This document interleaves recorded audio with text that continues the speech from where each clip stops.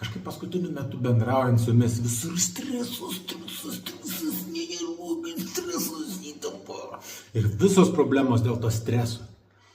Priminsiu, buvau jau pasidalinęs, bet dar kartą priminsiu, kad turbūt kone veiksmingiausia technika kvėpavimo stresui apraminti, pastimuliuoti tą vagus nervą, atpalaiduoti kūną yra 4, 7, 8 kvėpavimo technika.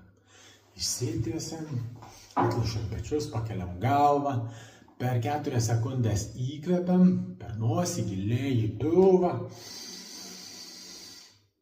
7 sekundės palaikom ir per 8 sekundės švelniai pro suspaustas lūpas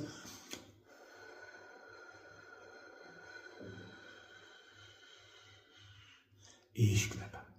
Tada vėl per 4 sekundės įkvepiam, 7 sekundės palaikom ir 8 sekundės lėtai iškvepiam. Pakartojam 10, jeigu reikia 20 kartų. Pasivaikščiokit, pakvėpuokit, atpalaiduokit kūną, pakratykit ir pasižiūrėkite situaciją iš naujo. Sėkmės.